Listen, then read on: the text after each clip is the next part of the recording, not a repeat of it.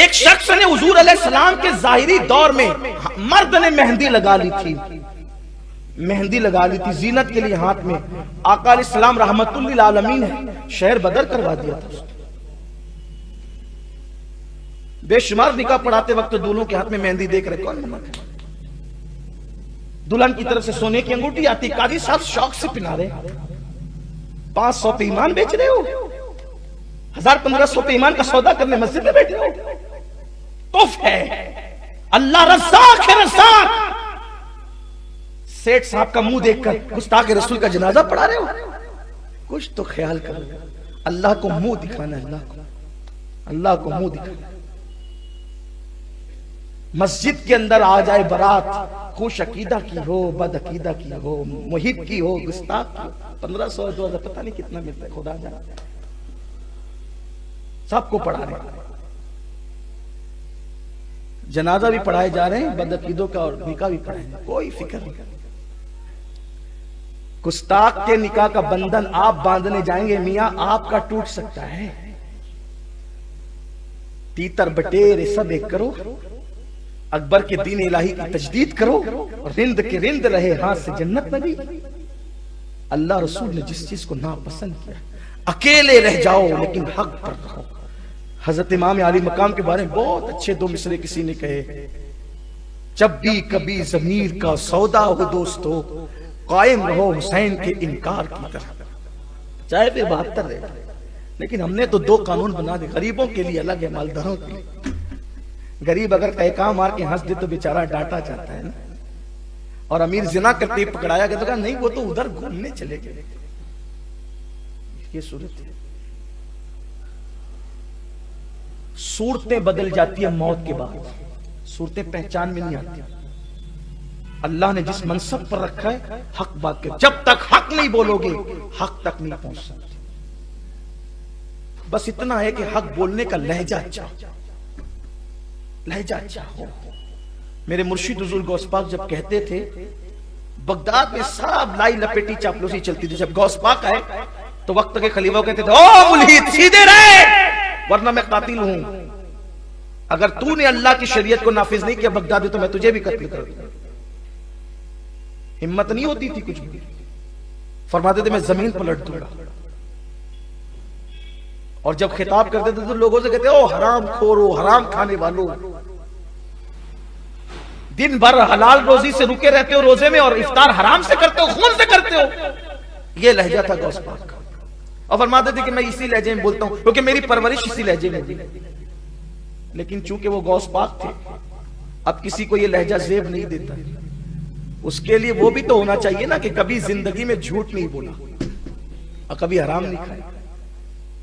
40 دینار پہلے دن لٹا دیے صرف سچ کی خاطر. اب یہاں جھوٹ بول کر کے خود ہی اپنی ذات کے لیے سب جمع کرتے رہے، کارخانے سائزنگ بناتے رہے جھوٹ بول بول کر، اور اس کے بعد پھر کہ نہیں جا ہم تو سچ بولیں گے اور یہی لہجہ ہوگا ہمارا بھی. تو ذرا اس لہجے کے لیے پھر وہاں تک رسائی. لہجہ تھوڑا نرم، آواز اونچی ہو کوئی بات نہیں لیکن لہجہ الفاظ کچھ نرم. تو اللہ رسول نے جس چیز کو ناپسند کیا اس کو ناپسند. دیکھو سارے جھگڑے کسی کی ذات کے کسی کی ذات سے ہو سکتے ہیں، لیکن مسلک کا اختلاف خالص رسول اللہ کی ذات کو لے کر. اس لیے مسلک کے معاملے میں کبھی سمجھوتا نہیں کرنا. اور کتنے ہی میٹھے بنو، جو رسول اللہ کی ناپسند کو پسند کرنے لگے پھر نہ یہاں عزت ملتی ہے نہ وہاں عزت. حق کڑوا ہوتا ہے لیکن لوگ اس کو دیر سے مانتے ہیں اور مانتے ہی رہتے ہیں. چلیں اب ایک ایک جملہ پڑھ دیتا ہوں. اب اس کی کوئی تشریح نہیں کرتا کیونکہ جو ٹائم تھا اس سے 10 منٹ اور زیادہ ہو گئے، اس لیے کہ آپ کو ہر ہفتہ بھی آنا ہوتا ہے. آپ یہ نہ کہیں کہ گفتگو لمبی ہو جاتی ہے. پوچھا کہ یا رسول اللہ، اللہ کی ناراضگی سے بچنا چاہتا ہوں، امان چاہتا ہوں اللہ کی ناراضگی سے. فرمایا کسی پر اپنی ذات کے لیے غصہ مت کرنا. اگر تو اپنی ذات کے لیے غصہ چھوڑ دے تو اللہ تجھ پہ ناراض نہیں ہوگا پھر کبھی. اللہ نے حضرت ابراہیم علیہ السلام نے ابراہیم میں نے تجھے خلیل کیوں بنایا پتا ہے؟ بہت ساری وجوہات میں سے ایک وجہ یہ ہے کہ تو کبھی بغیر مہمان کے کھانا نہیں کھاتا اور اپنی ذات کے لیے کبھی غصے میں نہیں آتا. ذات کے لیے غصہ نہیں. غصہ اگر ہوگا الحب فی اللہ والبغض فی اللہ, محبت اللہ کے لیے, دشمنی بھی اللہ. غصہ اللہ کے لیے, اپنی ذات کے لیے. لوگوں کو ذات کے لیے غصہ آتا ہے, اللہ کے لیے نہیں آتا.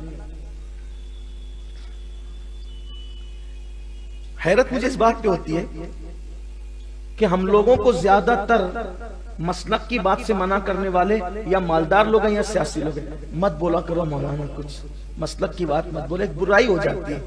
اور جب یہی سب لوگ الیکشن لڑتے ہیں تو تحت السرا سے نکال کے لاتے ہیں ایک دوسرے کے بارے میں, تو اس وقت تو آپ کو برائی نہیں لگتی. الیکشن میں ہرانے کے لیے اگر آپ کسی کی برائی کریں تو وہ پھر بڑی عبادت ہو گئی. اور اگر ہم ایمان بچانے کے لیے کسی کی برائی بیان کر دیں تو نہیں یہ برائی نہیں, وہ آپ کو زیبا نہیں دیتا. اگر چور کو چور نہ کہیں تو پھر کیا کہیں, پتھر کو پتھر نہ کہیں تو کیا کہیں, ڈاکو کو ڈاکو نہ کہیں تو پھر کیا کہیں, مرد کو مرد نہ کہیں, عورت کو عورت نہ کہیں تو پھر کیا کہیں. برائی یہ ہے کہ کوئی برا نہ ہو اور ہم زبردستی اس کی برائی بیان کریں. ایمان اور عقیدہ بچانے کے لیے باتیں کی جائے گی. لوگوں کو یہ بتایا جائے گا کہ جس نے رسول اللہ کی بے ادبی کی, جو حضور کے بارے میں خوش عقیدہ نہیں ہے, اس کو سمدھی بنانا حرام ہے. وہاں بیٹی دینا بھی حرام ہے, وہاں سے بیٹی دینا بھی حرام ہے. لیکن یہ تو آپ غریبوں کے لیے کرو گے نا, مالدار کے. وہاں تو جا کے بھی پگڑی باندھو کہ بہت اچھا کام کیا آپ نے, بیٹی دے دیا آپ نے گستاخ رسول, بہت اچھا. نیچے سے بھی ڈنڈے پڑیں گے, اوپر سے بھی ڈنڈے. کیا سمجھتے ہو, گھر کی جاگیر بنا رکھا ہے دین کو, سائیکل کا ہینڈل بنا رکھا ہے دین, جدھر چاہو گے ادھر پھیر لو گے. غوث پاک کی چوکھٹ کے سگانے بے ہنر ہیں لیکن ابھی موجود ہیں. بولتے رہیں گے, چھوڑیں گے نہیں, اور اپنی ذات کے لیے نہیں بولیں گے, واللہ رسول اللہ کی خوشی کی خاطر. ہم تو نہیں چاہتے. ایک جناب میرے پاس آئے, کہا کہ نکاح آپ کو پڑھانا ہے. تھے میرے بچپن سے قریبی, گلشن رضا میں بچپن سے تقریر, جب اسکول پڑھتا تھا جب سے تقریر, بلکہ اوپر کرتا اور نیچے پینٹ پہن کر جب میں اسکول جاتا تھا تب سے تقریر کرتا, گلشن رضا. اور وہاں کے لوگ اکثر میرے ساتھ ایسے ہیں جیسے فیملی ممبر, بلکہ کبھی ایسا بھی ہوتا تھا کہ وہ مسجد کھولنے اور بند کرنے کی ذمہ داری میری تھی. نہیں بنی تھی, بستی بھی کم تھی وہاں, ہیرا پنہ کالونی شاید ابھی تعمیری مراحل پر تھی اس وقت کی بات. لوگوں سے تعلق بڑے اچھے تھے. اب میری عادت ہے, میں جہاں جاتا ہوں کوشش کرتا ہوں کہ اللہ کے بندوں سے تعلق اچھے ہوں. ایک صاحب تھے حضرت حکیم غلام رسول قادری رحمۃ اللہ, جانتے ہیں آپ حکیم غلام رسول قادری؟ آپ قبرستان میں, عاشق قبرستان میں داخل ہوں گے, پہلا مزار جو بڑا آپ کو نظر آتا ہے, بڑے بزرگ تھے. حضرت ضیاء الدین قطب مدینہ کے خلیفہ تھے وہ ہمارے شہر میں. قطب مدینہ خلیفہ ہیں اعلیٰ حضرت کے اور حضور اشرفی میاں کے, یہ دونوں کے خلیفہ ہیں. اور قطب مدینہ کے خلیفہ تھے صوفی یہ حکیم غلام رسول قادری رحمۃ اللہ. ان کے بڑے قریبی مرید تھے, ان سے ہماری بڑے تعلقات تھے. بڑے تعلقات مطلب یہ کہ میں گلشن رضا میں اعتکاف کروں تو وہ بڑی خدمت کرتے تھے, بہت بے تکلفی تھی. وہاں والوں سے اکثر ہے بھی اب بھی. اور میرے پاس آ کے سہ صاحب آپ کو نکاح پڑھانا ہے, کیونکہ جو لوگ جان پہچان کے ہوتے تو وہ کہتے ہیں نکاح پڑھانا. میں نے کہا ٹھیک, میں آ جاؤں گا انشاءاللہ. میں نے کہا یار اچھے ٹھیک ٹھاک سنی آدمی ہے, بڑے مضبوط سنی. تو تھوڑا سا انہوں نے پھر جو ہے نا وہ کچھ رستمی بگاڑنی چاہیے. کہا کہ ماشاءاللہ آپ کو تو جھنڈا گاڑنا ہے چل کے. کون سا جھنڈا گاڑنا؟ بولے کہ ادھر سے لا رہا ہوں لڑکی, اور اپنے لا کر کے اپنے بنا لیں گے. میں نے کہا میری تاریخ خالی نہ. پھر انتقال تک وہ مجھ سے ناراض رہے, میں نے کوئی پرواہ نہیں. ہمارے دم تک وہ مجھ سے ناراض, میں نے کوئی پرواہ نہیں. میرا اللہ مجھ سے راضی رہے میرے لیے کافی ہے. میرے رسول, میں کہتا ہوں ایک ہی فکر میں جیو, اللہ رسول راضی. منع کر دیا نہیں, بالکل نہیں. اس لیے کہ ہمیں جنت کسی مالدار سے نہیں لینا, ہمیں جنت اللہ رسول سے. اور آپ سے بھی کہتا ہوں اگر حضور کی محبت ہے, بہن کا, بیٹی کا, گھر کا کسی فرد کا رشتہ کا جو ہوا سو ہوا، جس نے جو کیا وہ بھرے گا، لیکن آپ رشتہ کرتے وقت دیکھیں حضور کا وفادار ہے یا حضور کا غدار ہے، اس کا خیال کرنا۔ اور ضرور لوگوں کو یہ باتیں کڑوی لگتی ہے، لگا کریں، لیکن جو حضور کی بے ادبی کرے، میں کسی کا نام نہیں دے رہا ہوں، لیکن جو حضور کی بے ادبی کرے چاہے کسی ٹائٹل سے جیتا ہو، بیٹی کو زندگی بھر بٹھا لینا کبھی رشتہ نہیں کرنا۔ بیٹے کو کسی فقیر کی بیٹی سے نکاح کروا دینا، لیکن کسی نبی کے گستاخ سے، اس گھرانے سے نہیں۔ پھر لوگ شوشے گوشے نکالتے، نہیں نہ سید صاحب، وہ اس کا باپ ایسا ہے نا، وہ لڑکی نہیں ہے ایسی، وہ اس نے گستاخی نہیں کی۔ ٹھیک ہے، اس کو لے آئے گا، جب بچہ پیدا ہوگا تو تیرا پوتا گستاخ رسول کو نانا کہے گا کہ نہیں کہے گا؟ نبی کے غدار کو ماموں کہے گا کہ نہیں کہے گا؟ وہ مرے گا تو نانا کو جنازے میں جائے گا کہ نہیں جائے گا؟ اس کے ایمان کا تو سوچ۔ اپنی نسل کو انفسکم واہلیکم نارا کا مطلب صرف یہ نہیں ہے کہ اپنی نسلوں کو گانے سننے سے بچاؤ، جہاں گانوں سے بچاتے ہو اپنی نسلوں کو نبی کے گستاخوں سے بھی بچاؤ نا۔ بلکہ یہ بات کہہ دوں، معاذ اللہ کو اس کا مفہوم مخالف مراد نہ لے، اگر کوئی گانا سن رہا ہے، گناہ ہے، بہت بڑا گناہ، سیسا پگھلا کر ڈالا جائے گا، لیکن اس کی معافی کی امید ہے، اس گناہ کی معافی کی امید ہے۔ لیکن یہ جو گستاخ رسول کے ساتھ ساز باز رشتہ داریاں اور ان کا جنازہ اور ان کا نکاح ہے، تو اس کی معافی کی کوئی امید نہیں ہے، کیونکہ یہ راستے کفر تک لے جاتے ہیں۔ اور ایک بات آپ کو بتاؤں، لوگ ہمیں یہ بھی مشورہ دیتے، ارے مولانا جب حضور نے معاف کر دیا اپنے دشمنوں کو، آپ ابھی تک کیا لے کر بیٹھے ہو؟ آپ تو مسئلہ سمجھے ہی نہیں جناب۔ اگر حضور علیہ السلام کی کسی نے توہین کی، بے ادبی کی، حضور پہ پتھر برسائے، حضور نے معاف کر دیا تو چونکہ وہ حضور کا حق تھا۔ بھئی کسی نے حضور کو تکلیف پہنچائی، حضور معاف کر دے، حضور کے حق میں حق ہے، لیکن کوئی حضور کو گالی دے، اب میں اس کو معاف کروں؟ حضور کا حق میں کیسے معاف کر سکتا ہوں جبکہ اللہ کا فرمان ہے؟ میں تو اللہ کا بندہ، حضور کا غلام ہوں، اللہ کا فرمان ہے اللہ کا کہ اگر کسی نے کسی بندے کو اذیت پہنچائی تو جب تک وہ بندہ معاف نہیں کرے گا اللہ بھی معاف نہیں کرے گا۔ حضور کا حق ہم معاف کرنے چلیں، یہ نہیں ہو سکتا۔ اس لیے نماز روزے کے ساتھ اس پر نظر رکھو۔ میں تقریباً 4 6 8 10 ہفتے کے بعد، مہینے 2 مہینے کے بعد اس کو میں آپ کے سامنے دہراتا ہوں کہ یہ مت سمجھنا کہ صرف نماز روزے سے جنت مل جائے گی۔ یاد رکھنا، جب تک کہ نبی کے دشمنوں سے، حضرت مجدد الفسانی کا قول ہے، تولا بے تبرہ نیست ممکن، محبت نفرت کے بغیر مکمل نہیں ہو سکتی۔ اس لیے اللہ کے لیے اس کا خیال کرنا، ورنہ پھر آپ جانے آپ کا، ہم تو اپنی مرضی، اب تو ذمہ داری پوری کر چلے۔ چلیے اختتام کر دیں اب اس کا۔ تو فرمایا کسی پہ اپنی ذات کے لیے غصہ نہیں کرنا، اللہ کی امان پاجو۔ ہاں غصہ اللہ کے لیے تو بڑا مقبول ہے، فاروق اعظم بار بار آتے تھے اللہ کے لیے غصے۔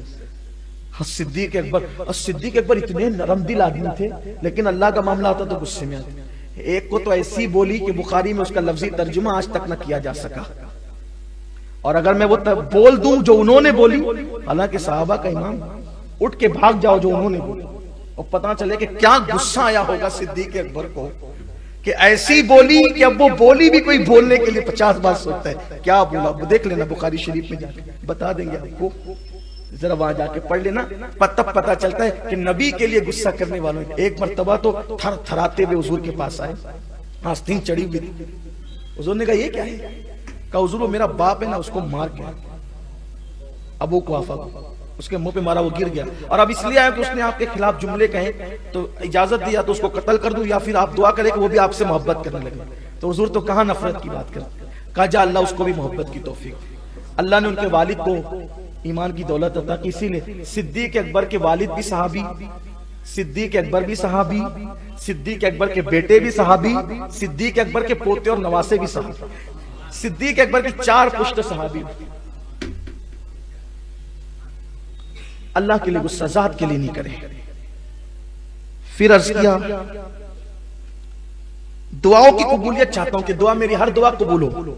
فرمایا حرام سے بچو، تمہاری ہر دعا قبول ہوگی، حلال کھاؤ، حلال روزی کھاؤ۔ پھر عرض کیا چاہتا ہوں کہ اللہ مجھے لوگوں کے سامنے رسوا نہ کرے، اللہ کے سامنے اللہ عز و جل مجھے لوگوں کے سامنے کبھی رسوا اور ذلیل نہ کرے۔ فرمایا اپنی شرمگاہ کی حفاظت کر، لوگوں کے سامنے تو کبھی رسوا نہیں ہوگا۔ پھر عرض کیا چاہتا ہوں کہ اللہ میری پردہ پوشی کرے.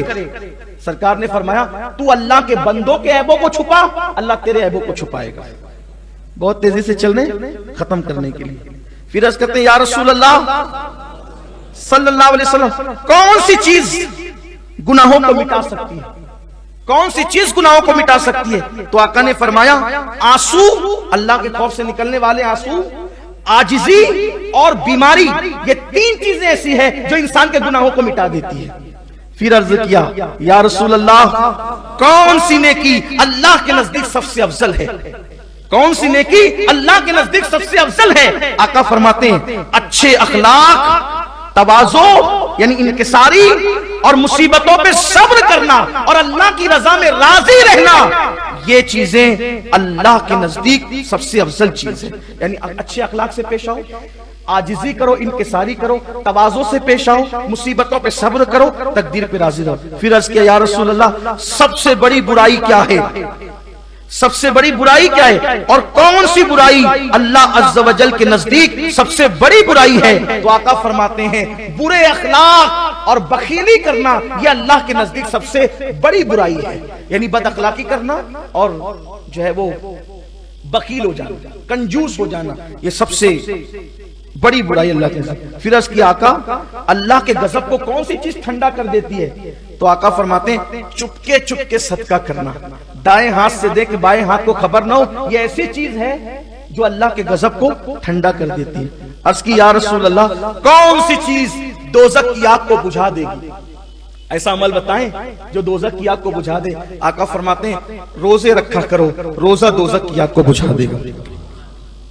وہ صحابی نے یہ سب سنا اور سننے کے بعد کہتے ہیں یا رسول اللہ اب میں اسی پر عمل کروں، یعنی اب ان سب چیزوں پہ عمل کروں گا. اب جو اس پہ عمل کرے پھر اسے جنت کی بشارت دے دی.